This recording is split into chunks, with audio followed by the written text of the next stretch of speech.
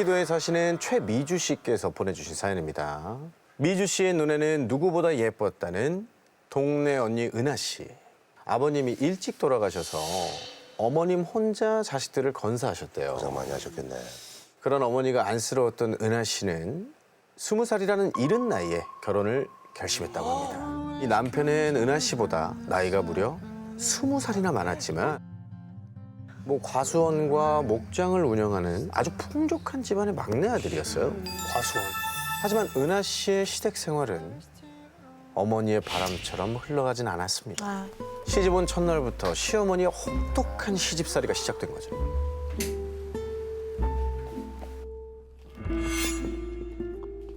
예, 내가 사과 포장해 놓은 지가 언젠데 여태 안 해놓은 거야? 도대체 언제 할 거야? 죄송해요, 어머니. 이거 끝내고 바로 해놓을게요. 아이고. 집안일, 과수원 일, 목장의 잡일까지 전부 은하 씨의 몫이었다고 해요. 이 딸 아이를 임신하고 출산하는 동안에도 몸보신 한번 제대로 시켜주지 않고 은하 씨를 아주 머슴 부리듯 부렸다고 하는데요. 그동안 남편은 뭘 했느냐?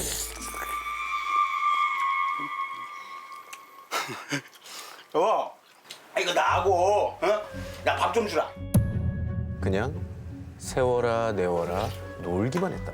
야, 호박 맛있네, 이거. 자, 여기까지만 들어도 시집을 잘못 왔구나 싶잖아요. 이게 끝이 아니었습니다. 사과 갖다 주고 과수원 갔다가 장 보러 갔다가 저녁 준비하면 되겠다. 무엇보다 은하 씨의 숨통을 조여왔던 건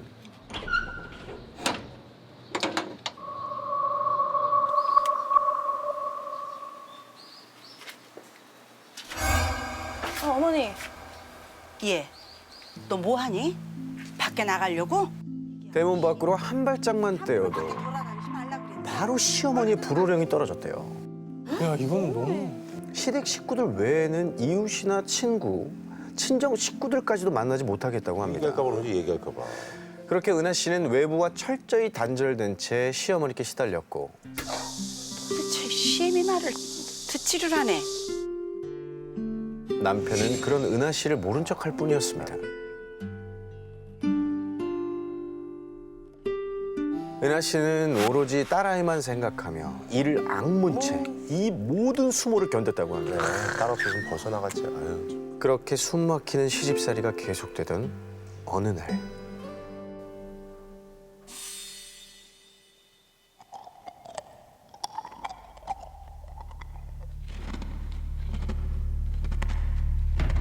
이상한 소리에 잠에서 깼더니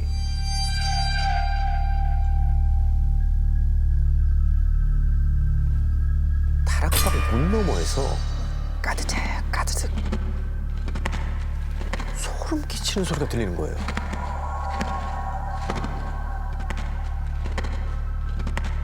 다락방에 쥐라도 들어왔나? 은하 씨는 그날 그냥 이불을 뒤집어 쓰고 잠을 잤습니다. 그런데 다음 날도 그 다음 날도 깜깜한 밤이 찾아오면 어김없이 소리가 들려왔어요. 자꾸만 신경 쓰이는 그 소리에 남편과 시어머니께도 말씀을 드렸대요. 아무래도 이 다락방에 쥐가 있는 것 같다. 쥐약이나 이제 덫을 넣어보면 어떠냐. 이렇게 말이죠. 에이, 그 뭐 다락방엔 쥐 없을 텐데? 왜 네 남편은 듣지도 못하는 지 소리를 너만 들었대? 쓸데없는 소리 하지 말고 얼른 저기 빨래나 캐. 시어머니가 아직 늘 못했네. 같은 방에서 함께 자는 남편이 자긴 그런 소리 못 들었다면서 자리를 피하더라고요.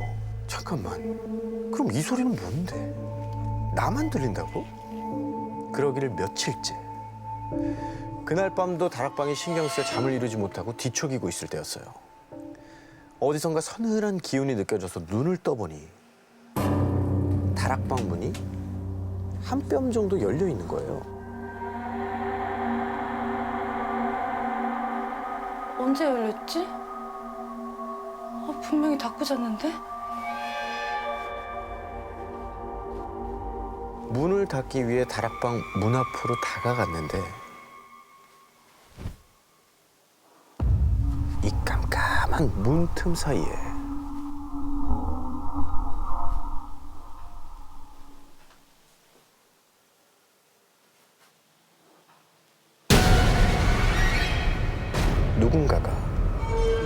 씨를 빤히 쳐다보고 있는 거예요. 이 기생충같이 그런 거네. 그 눈은 은하 씨 뒤에 잠든 남편을 슥 내려다보기도 했죠.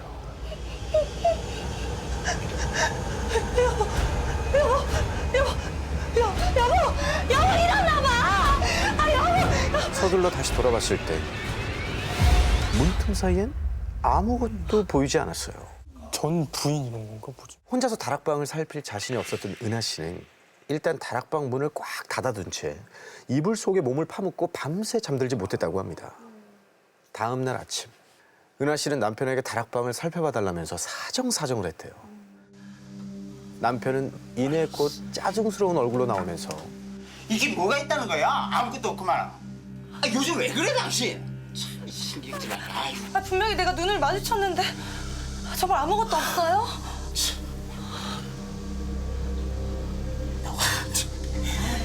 쓸데없는 소리 하고 있어. 네가 다락방을 지저분하게 두니까 별 생각이 다 드는 거야. 잘 됐네. 이참에 너 저 다락방 좀 깨끗이 청소해라. 다락방을 혼자서요? 바로 전날 그렇게 오싹한 일을 겪었던 다락방을 혼자서 청소를 하라는 겁니다. 못해. 무서워. 너무 두렵고 끔찍했지만 은하 씨는 어쩔 수 없이 제 발로 다락방에 올라가게 되었죠. 야. 하루 내내 하던 집안일을 다 마치고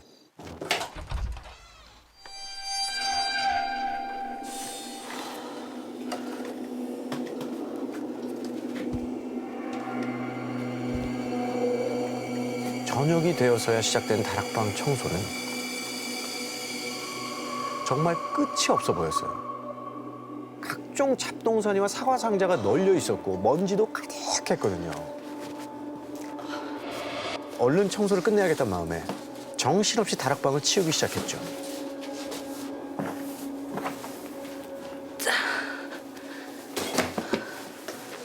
한 시간쯤 흘렀나? 생각할수록 너무 서럽다는 생각이 드는 거예요.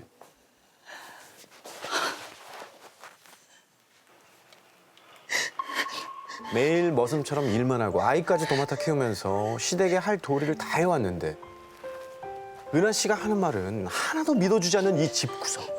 그냥 짐 싸서 친정으로 도망가 버릴까? 그런 생각을 하면서 다락방 문 밖으로 나서려는데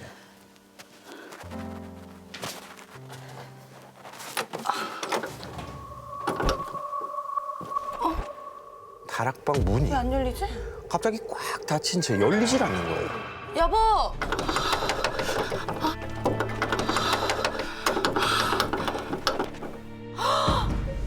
안에 갇힌 거야? 감금한.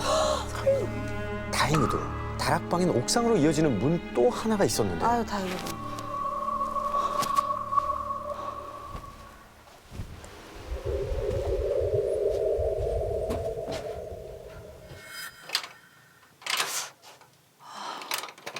비밀번호가 이거든가?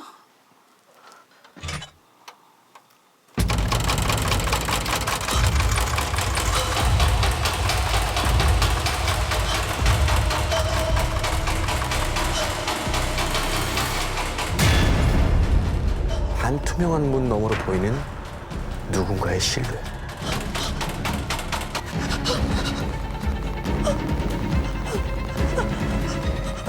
누구세요? 은하 씨의 질문에 답이라도 하듯이 문고리를 흔들어대기 시작했죠.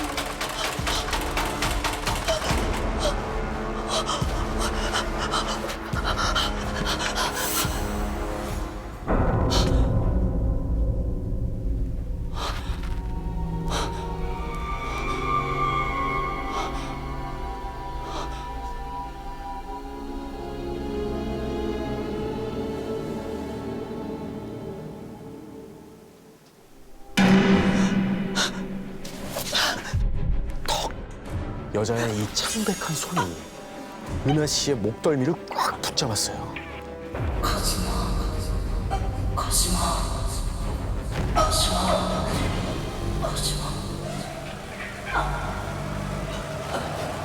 그리고 동시에 엄마, 여기서 뭐해? 은하 씨의 딸아이가 다락방 문을 열고 들어온 거예요. 얼른 품에서 안은 채 몸을 힘껏 웅크렸어요. 그 사이 그 여자는 거짓말처럼 사라졌습니다. 귀신? 소톱만한 다락방 하나 제대로 못 치우면서 무슨 넋 빠진 소리야? 어? 아무리 울면서 얘기를 해도 시어머니와 남편은 믿지 않았어요. 믿지 않는 정도가 아니라 미치지 않고서야 저런 소리를 하겠냐면서 은하 씨를 아픈 사람 취급하더랍니다. 10년 넘게 모진 시집살이를 버텨왔지만 은하 씨는 이제 더 이렇게 살 수 없다는 생각이 들었다고 해요. 자기 말을 못 믿어주는 시댁 식구들이 미운 것보다는 혹시나 딸아이가 무슨 일을 겪을까 봐 그게 너무 걱정이 됐던 거죠. 그날 밤 남편 몰래 가방을 싸서 집을 나서기로 한 거죠. 아직 잠이 덜 깨는 딸아이에게 조용히 있어야 한다고 신신당부한 후에 현관 앞에 세워두고 짐을 마저 챙겨서 나왔는데 그 잠깐 사이에 딸이 사라진 거예요. 그때 주방 쪽에서 딸아이 웃음소리가 들려왔습니다. 뭐야? 거기 누가 있어? 그 소리를 따라가 보니 여기 있어. 얼른 와. 그런데 딸아이의 입에서 다락방에서 나던 소리가 들려오기 시작했습니다. 그건 좋나 아니면 비행이 된 거야? 얼른 데리고 나오려는데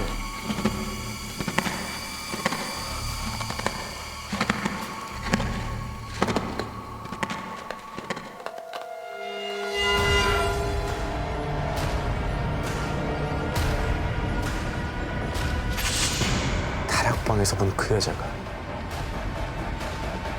얼굴을 내밀고 쳐다보고 있었습니다.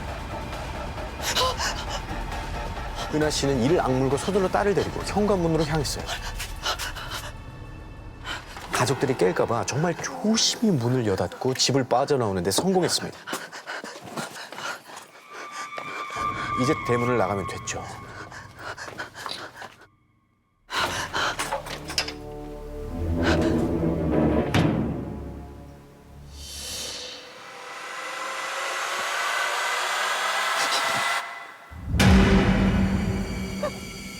다락방 그 여자가 은하 씨를 쳐다보고 있는 거예요. 어딜 거? 꺼. 어딜 거? 꺼. 머리가 새하얘지던 그 순간 엄마, 왜 그래? 딸이 은하 씨를 올려다보고 있었어요. 그 모습에 눈앞에 귀신보다 더 무서운 게 떠올랐대요. 이대로 있다간 은하 씨 자신뿐만 아니라 딸까지 전보다 더 끔찍한 삶을 살 수 있겠구나. 은하 씨는 눈을 질끈 감고는 무려 10년 만에 지옥 같은 시댁에서 스스로 뛰쳐나왔습니다. 야, 10년이나. 참. 그리고 얼마 후 은하 씨가 딸을 데리고 고향 집으로 돌아왔다는 소식에 동네 할머니 한 분이 집을 찾아오신 거예요. 이 수척해진 은하 씨를 보고는 아휴, 내가 그때도 이 얘기를 알았더라면 네 엄마를 말리기라도 했을 텐데 라면서 한탄을 하셨어요. 은하 언니 남편의 누나죠. 누나? 신우이가 어렸을 때부터 남동생을 엄청 끔찍이 챙기면서 남동생 사랑이 극진했대요. 그 신우이가 결혼을 약속한 남자가 있었는데 그 남자가 언니 몰래 다른 여자랑 결혼을 해버린 거죠. 그것 때문에 엄청 슬퍼하다가 그 다락에서 잤대요. 신우이가 생전에 알사탕을 그렇게 좋아했대요. 까드득 씹어먹는 걸 좋아했대요. 물 한 방울 입에 대지 않았는데 그때에도 알사탕은 계속 입에 달고 있었대요. 다락방에 나타나서 은하 씨와 남편을 바라보던 그 여자는 정말 은하 씨의 신우이였을까요? 버림받았던 자신의 고통을 동생도 똑같이 느낄까 봐 집을 나서던 은하 씨를 그토록 서로 괴롭혔던 건 아닐까요?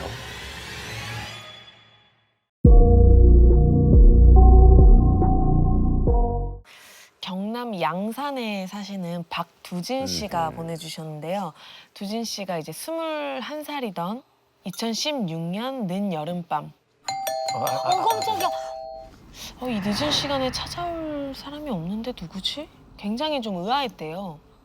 그래서 인터폰을 보니까 바로 옆 동네에 살고 있는 신아야. 무슨 일이야? 두진 씨 삼촌 딸인 진아 씨인 거예요. 감나무가 진아 씨는 뜬금없이 감나무 얘기를 막 횡설수설 하더래요. 아니 감나무가 왜? 우리 아빠 어떡해요? 울고불고 막 난리가 났는데 가족들은 이게 대체 뭔 소린가 싶었죠. 근데 그때 두진 씨 머릿속에 딱 떠오르는 게 있었대요. 그 감나무. 바로 얼마 전 이사를 간 삼촌댁 마당에 심어져 있던 나무였어요. 감나무와 삼촌. 도대체 이해하기 힘들었던 이 이야기는요. 삼촌과 진아 씨가 옆 동네에 있는 주택으로 이사 간 지 얼마 안 됐을 때로 거슬러 올라갑니다. 그날은 삼촌, 그러니까 진아 씨 아빠가 퇴근이 늦어져서 진아 씨 혼자서 집을 지키고 있었대요. 방 침대에 누워서 한참 이제 휴대폰을 보다가 잠이 이제 들락말락 하는데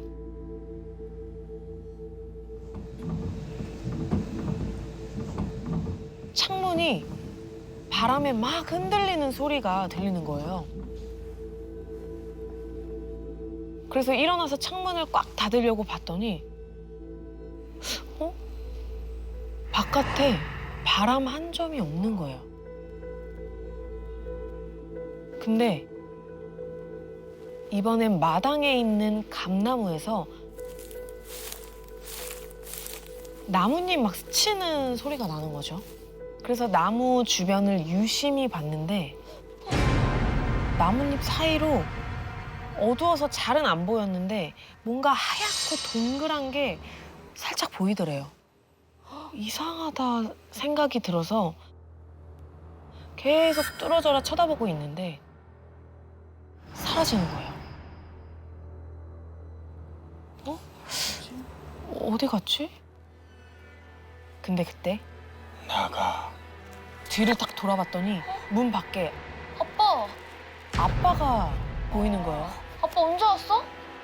근데 그 다음에 들린 아빠의 말에 진아 씨는 두 귀를 의심할 수밖에 없었어요. 뭔데? 나가 이 미친아. 아빠, 지금 뭐라고 그랬어? 나가라고 이 미친아.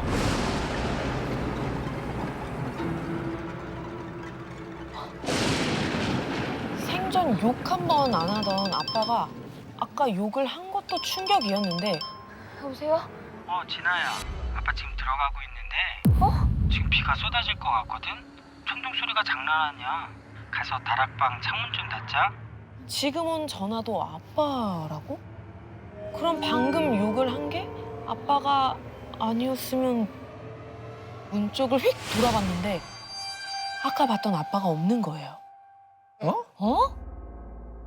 진아 씨는 등에 소름이 쫙 끼쳤어요. 뭘 봤네. 내가 헛걸 봤나?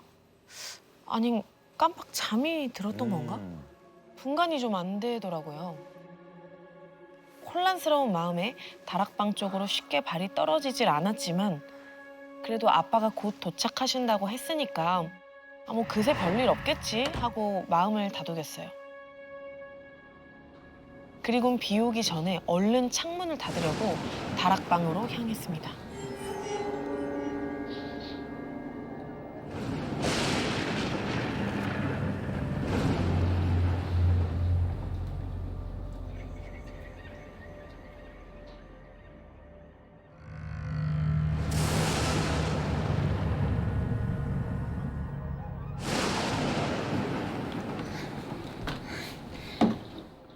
아, 다락방 무서워. 다락방 보지 마. 다락방.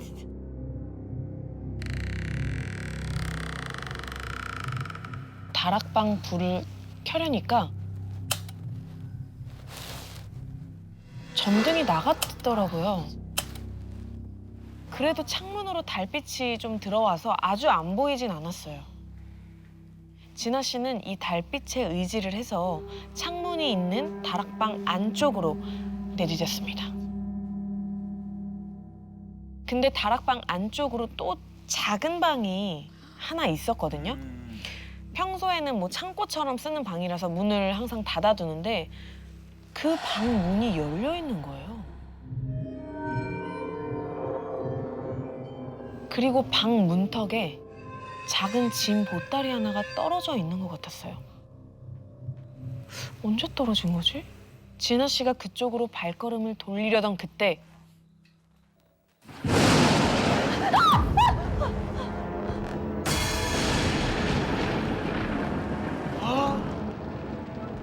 뭐야?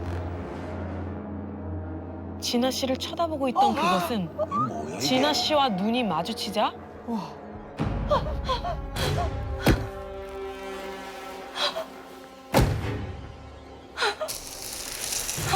몸을 바닥에 질질 끌면서 문 밖으로 조금씩 기어 나오기 시작했어요.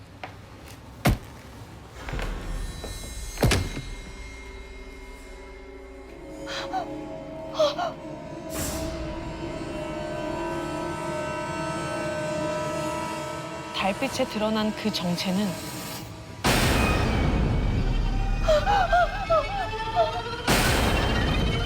한쪽 머리가 마치 깨져서 으스러진 흉측한 몰골을 한 여자였습니다. 근데 그 여자는 피가 흐르는 얼굴로 진아 씨를 노려보더니 빠르게 막 기어와서 내가 나가라고 했지 미친. 진아 씨는 혼비백산해서 다락방을 막 뛰쳐나가서 미친 듯이 막 달렸어요. 그러다 현관문 앞에서 뭔가에 탁 부딪혔는데 진아야. 마침 집에 도착하신 아빠랑 부딪혔던 거죠. 진아 씨는 막 울면서 막 지금까지 있었던 일들을 전부 얘기를 했어요. 아빠 괜찮아. 괜찮아. 그 말에 아빠가 서둘러 다락방을 확인해 보셨는데 안에 아무도 없다는 거예요. 아빠는 진아 씨가 헛것을 본 거라며 달래주셨고 그날은 그렇게 지나가는 듯 했죠. 한 달쯤 지난 어느 날이었어요. 저녁 늦게 귀가한 진아 씨가 대문을 들어섰는데 뭔가 이상한 느낌이 드는 거예요.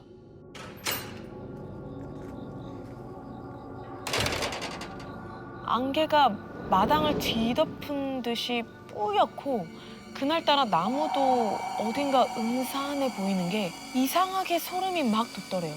걸음을 이제 재촉하는데 현관문이 살짝 열려 있는 거예요. 아빠가 퇴근을 하셨나? 거긴 예비 없어. 등 뒤에서 여자 목소리가 들리는 거예요.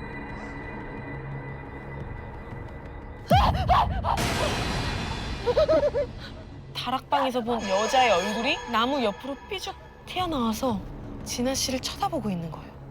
근데 그 얼굴이 한 개가 아니라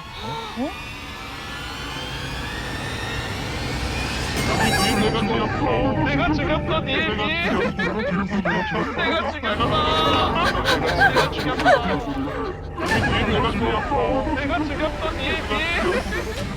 그 여자의 말에 진아 씨는 소름 끼치는 공포를 넘어서 정말 아빠에게 무슨 일이 일어났을까 봐 허겁지겁 집 안으로 막 뛰어들어갔어요.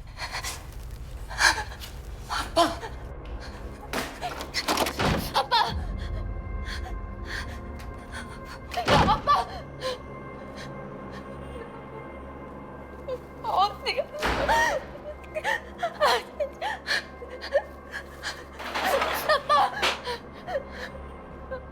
엉엉 울면서 아빠를 애타게 찾았죠.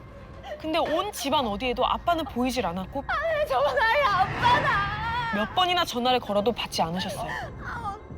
그때 진아 씨 머릿속에 한 가지 떠오르는 게 있었어요. 아직 뒤져보지 않은 딱 한 곳. 다락방이었어요. 다락방까진 정말 가고 싶지 않았는데 혹시 또 모르잖아요. 아빠가 또 계실 수도 있으니까. 곧장 사다리를 타고 올라가서 깜깜한 그 다락방 안을 둘러봤는데 다락방 안쪽 방에 또 뭔가 보이는 거예요. 아 제발.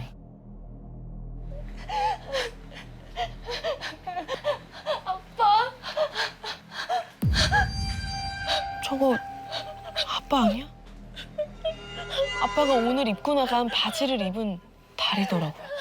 근데 그 다리가 막 들썩들썩거리는 거예요.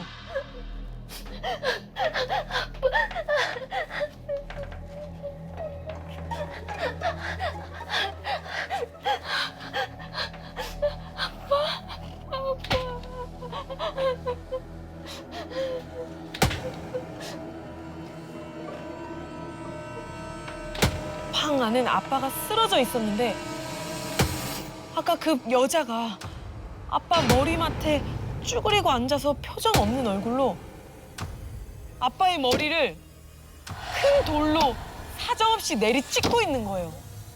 아.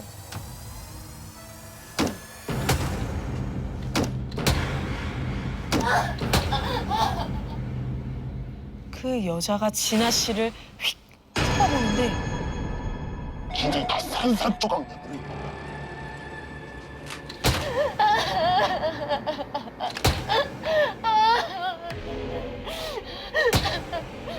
숨이 멎을 듯한 공포에 진아 씨는 울면서 막 혼신의 힘을 다해서 밖으로 뛰쳐나왔고 그 길로 바로 근처에 사는 두진 씨네 집까지 찾아왔다고 합니다.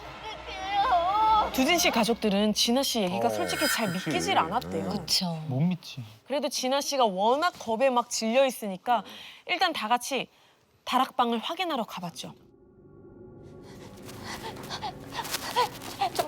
저기 여기.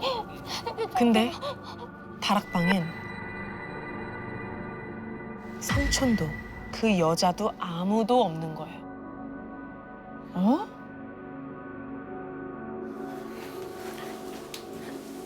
진아야, 아무도 없는데.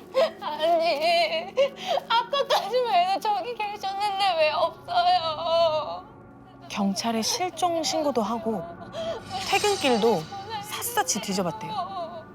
하지만 그날 새벽이 다 지나도록 삼촌은 끝내 발견되지 않았습니다. 근데 다음 날 두진 씨가 학교를 가 있는데 어머니께 문자 한 통이 온 거예요. 두진아, 집 앞 대학병원으로 와. 삼촌 절벽 밑에서 발견되셨어. 이제부터는 제가 삼촌이 가족들에게 들려준 그날의 이야기를 해드리겠습니다. 평소 삼촌이 다니던 출퇴근길은 구불구불한 산길이었는데요. 밤에 운전하기 좀 까다로운 곳이어가지고 늘 조심히 다니셨었는데 그날따라 비어있는 옆좌석이 왠지 신경이 쓰이시더래요. 누가 옆에 앉아있는 그런 느낌이랄까? 그때 꺼져. 순간 삼촌은 놀라서 옆을 획 돌아봤는데 옆에 아무도 없는 거예요. 뭐지? 잘못 들은 건가? 하고 다시 운전에 집중하려고 하는데 그때 삼촌은 소스라치게 놀라서 반사적으로 브레이크를 재차 밟아보고 또 핸들도 돌려보고 했는데 차가 마치 고장이 난 듯이 전혀 말을 듣지 않았대요. 그때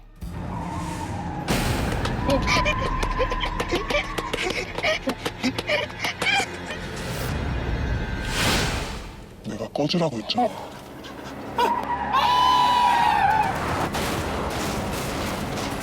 삼촌 차는 그대로 가드레일을 들이받고 절벽 아래로 떨어져 버렸다고 합니다. 와, 어떻게 이런 일이.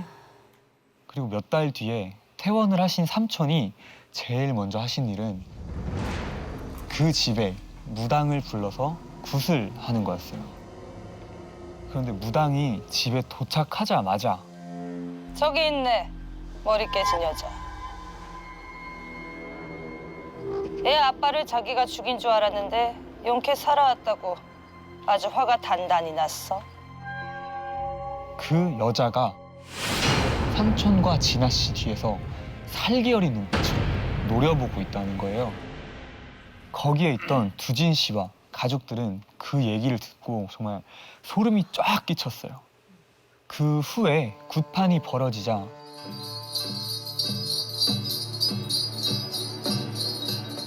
삼촌과 진아 씨는 무릎을 꿇고 두 손을 막 싹싹 빌면서 제발 살려달라고 애원을 했죠. 그렇게 꽹가리 소리가 점점 커지고 굿이 절정에 이를 때였어요. 갑자기 진아 씨 눈이 하얗게 뒤집히더니 바닥에 쓰러져서 몸을 막 괴로운 듯이 막 비트는 거예요. 비인가 보다.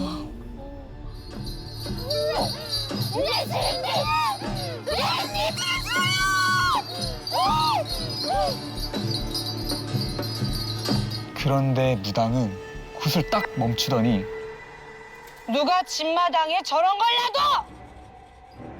감나무를 가리키면서 호통을 치더래요. 그러더니 이 나무 밑을 파보라고 하더라고요. 설마. 아, 뭐 있나 봐.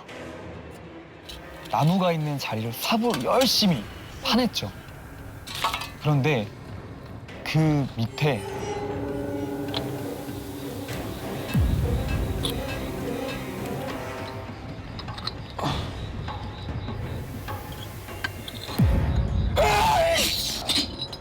유골함이 묻혀있던 거예요.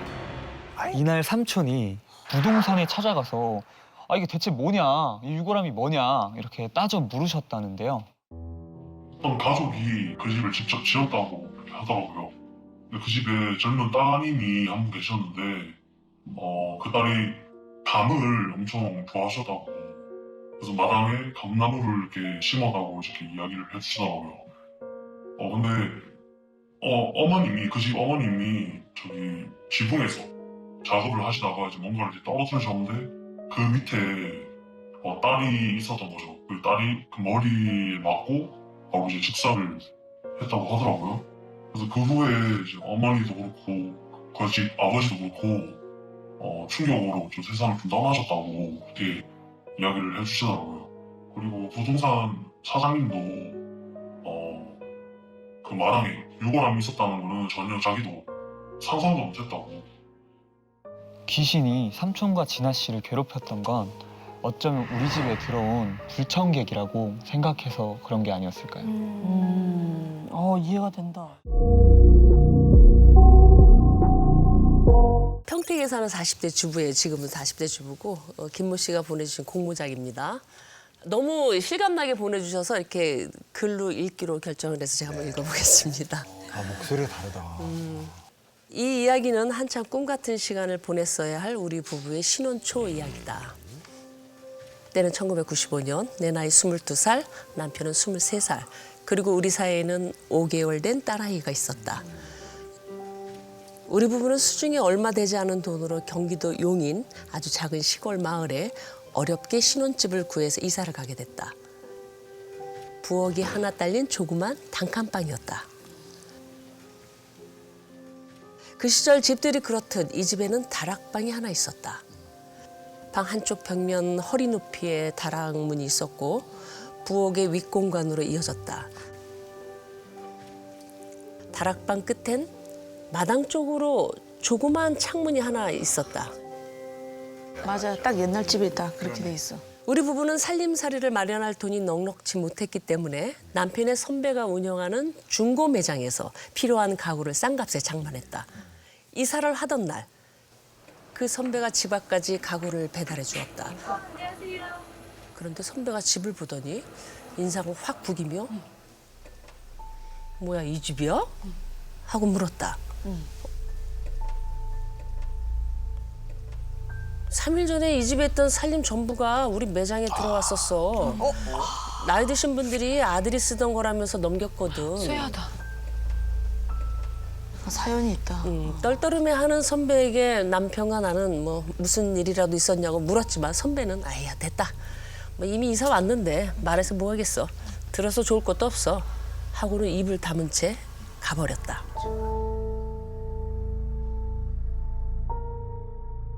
공장에서 근무하던 남편은 조금이라도 더 벌자고 신문 배달 일까지 알아본 상태였다. 새벽 3시부터 아침 7시까지 배달을 해야 했기에 우리는 대충 짐 정리를 끝내고 일찍 잠을 청했다. 그날 밤 이런저런 복잡한 생각에 뒤척거리다가 겨우 잠이 들었을 때였다. 몸이 안 움직이네. 왜 이러지? 생각이 든 순간 쓱쓱 하는 소리가 들려오기 시작했다. 뭐지? 그 소리는 다름 아닌 다락방이었다. 몸이 안 움직였기에 눈알만 굴려서 다락방 쪽을 쳐다봤다. 그리고 그때 다락방 쪽 벽에서 검은 사람의 형체가 머리부터 쓱쓱 하는 소리와 함께 조금씩 기어나오고 있었다.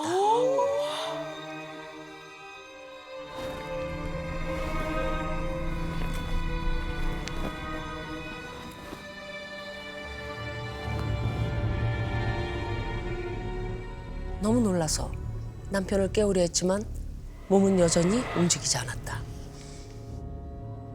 그것은 천장에 매달린 채로 내가 누워있는 자리 바로 위까지 기어왔고 고개를 꺾어 나를 내려다본 채 입으로 보이는 부분을 뻥끗대기 시작했다.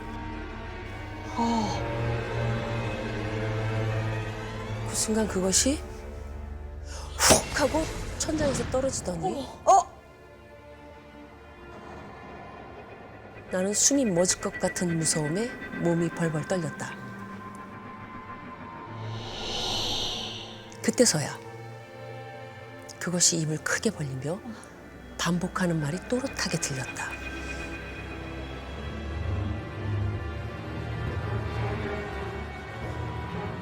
나도 죽일 거야. 나도 죽일 거야. 내가 죽일 거야. 내가 죽일 거야. 너도 죽일 거야. 내가 죽일 거야. 내가 죽일 거야. 끔찍한 소리로 내는 여자의 목소리였다.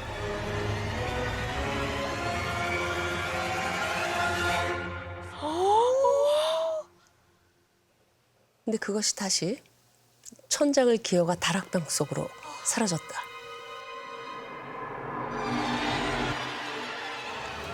지금 생각해보면 그때 남편에게 말을 하고 이사를 갔어야 했던 것 같다. 하지만 어렵게 들어온 집을 나 혼자 겪었던 비현실적인 일을 이유로 들며 손쉽게 이사할 수는 없는 노릇이었다. 근데 그 다음 이상한 일이 생긴 건 그로부터 한 달이 채 지나지 않은 어느 날이었다. 친정에 일이 생겨서 딸아이를 데리고 5일 정도 친정에 머물다 집에 돌아온 그날 대문을 들어서는데 우리 집 앞에 누군가가 서성이며 기다리고 있었다. 누군가 했더니 같은 집에 새들어 사는 아주머니였다. 시름 가득한 얼굴로 나를 보자마자 대뜸 이렇게 물어보셨다. 세대, 괜찮아? 네, 뭐가요? 아니 왜 새댁 남편은 자물통을 몇 개씩 걸어 잠그고 일을 간대? 새댁 밖에도 못 나오게. 아주머니가 하시는 말씀을 듣고 나는 놀라지 않을 수가 없었다.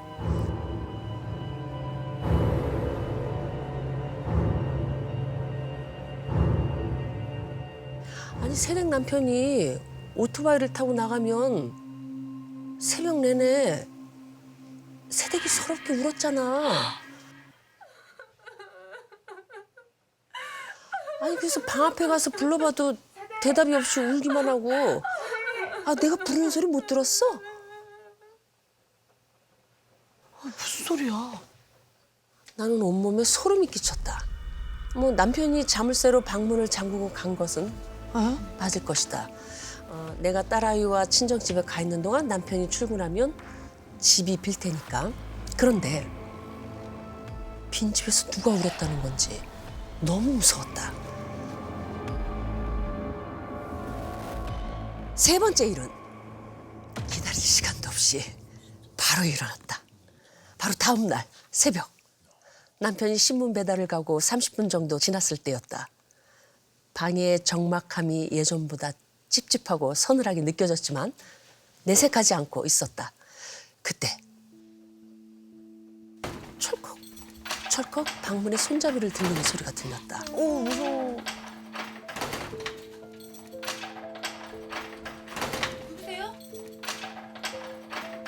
아무런 대답이 없었다.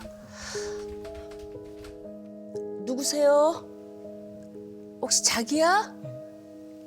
근데 문 밖은 고요할 뿐 역시 아무 대꾸가 없었다.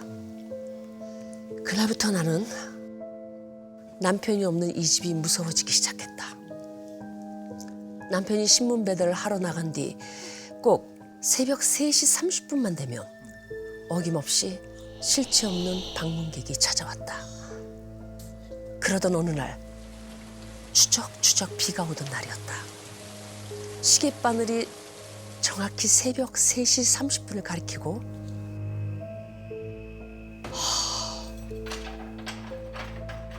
철컥철컥 하는 소리가 들려왔다. 그런데 이날은 좀 이상했다. 문 손잡이를 돌리는 소리가 얼마 나다 말고 멈춘 것이다. 그리고 어디선가 의문의 소리가 들려왔다.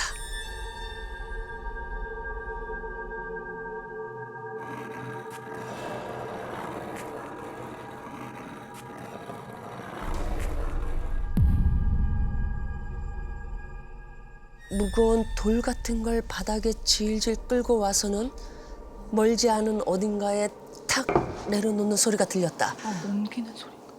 이 소리는 밖으로 나 있는 부엌문 앞 그 자리쯤에서 들려오고 있었다.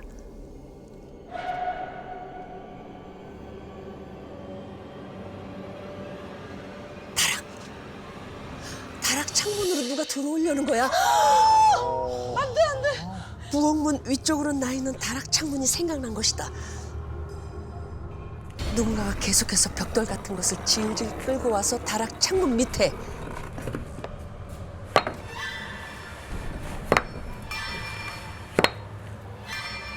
지금 올려놓는 거야 차고 계속. 쌓고 있었다. 거기 올라가려고. 그리고 얼마 안 가서 덜컹! 다락 창문을 여는 소리가 들렸다. 나는 정신없이 일어나 있는 힘껏 서랍장을 밀어 다락문을 다급히 가로막았다. 그 와중에 다락방 안에서는 쓱 하는 소리가 가까워지고 있었다. 마치 사람이 배를 바닥에 대고 질질 끄는 것 같은 소리였다. 그때 연희야 왜 그래? 문 열어 나야. 밖에서 남편의 목소리가 들려왔다. 무슨 일이야? 아니 밖에 다락 창문으로 누군가 들어왔었다고. 내 말에 남편은 밖을 살펴봤지만 황당하게도 벽돌 같은 곳은 아무것도 없었다. 없어요? 다락방으로 누가 들어온 흔적도 없었다. 당장 이 집에서 나가고 싶었다. 남편에게 그동안의 이상했던 경험을 털어놓으며 시댁에라도 가 있자고 졸랐다. 그런데 시댁에 도착하자마자 어른들은 깜짝 놀라 물어왔다. 왜? 아이고 애미야 니들 둘 다 얼굴이 왜 그래? 우리는 시댁 어른들의 말을 듣고 나서야 서로의 얼굴을 살폈다. 더 놀란 건 남편과 나였다. 둘 다 사람의 얼굴이라고 할 수 없을 정도로 야위었고 거무죽죽한 잿빛의 얼굴을 하고 있었던 것이다. 여보 아무래도 그 집에 더 있으면 안 될 것 같아. 남편도 그래 우리 최대한 빨리 다른 집을 알아보자. 그런데 이 이야기를 나눈 바로 다음 날 이상한 일이 벌어졌다.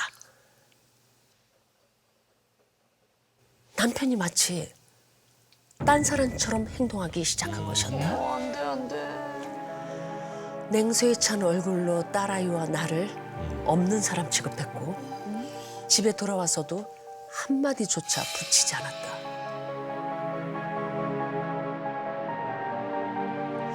그러길 3, 4일이 지났을 때 나는 정말 너무 서러운 마음을 주체하지 못하고 짐도 없이 딸아이도 그냥 놔둔 채 집을 나와버렸다. 시어머니께 손녀를 부탁한다는 말만 전한 채 안산에 있는 큰언니 집으로 간 것이다.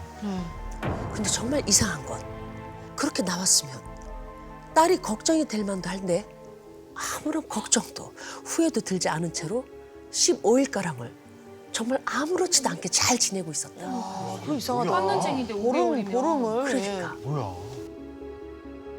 근데 16일째 되던 날 또 새벽 3시 30분쯤이었다. 왜? 온몸을 울리는 진동 같은 느낌이 다시 찾아왔다. 남의 집인데? 신혼집에서 느꼈던 그 느낌. 역시나 몸이 움직여지지 않았다. 그날 밤처럼 눈알말 굴리면서 방 안을 두리번거리는데 갑자기 발밑에서 쓱쓱 하고 무언가가 내 옆으로 기어오는 소리가 들렸다. 내 얼굴을 꼭 닮은 여자가 어깨 옆까지 기어와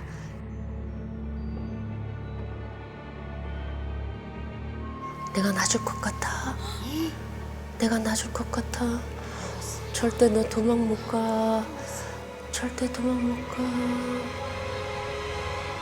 그때 언니가 어깨를 세게 때려서 그 끔찍한 순간에서 벗어날 수 있었다. 그제야 정신이 바짝 들었다. 딸아이와 남편이 미치도록 걱정이 되었고 보고 싶어서 참을 수가 없었다. 밤새 엉엉 울다가 아침 7시가 넘어가는 걸 보고 시댁에 전화를 걸었다. 이른 아침이었지만 시어머니는 놀란 기색도 없이 전화를 받으셨다. 혹시 아이는 잘 있나요?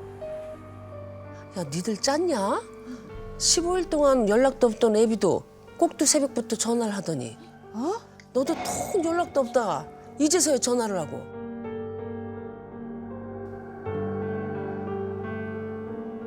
남편은 나를 만나자마자 눈물을 흘리며 자신이 그동안 무언가에 홀렸던 것 같다고 했다. 그리고 본인 역시 어젯밤 이상한 꿈을 꿨다는 얘기를 털어놓았다. 어떤 여자가 네 어깨를 잡고 막무가내로 끌고 가더라. 꿈에서 깨고 얼마나 겁이 났는지 그제서야 정신이 돌아오는 것 같았어. 우리는 시어머니의 이야기를 듣고 또 한 번 놀라고 말았다.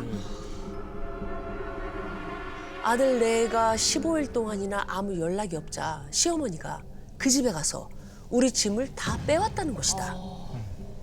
짐을 빼온 바로 다음 날 새벽 우리 부부는 동시에 이상한 꿈을 꾼 것이었다. 여기서 끝이 아니었다. 또 있어? 시어머니가 짐을 빼서 나오는 길에 동네 구멍가게에서 기이한 이야기를 들었다고 하셨다.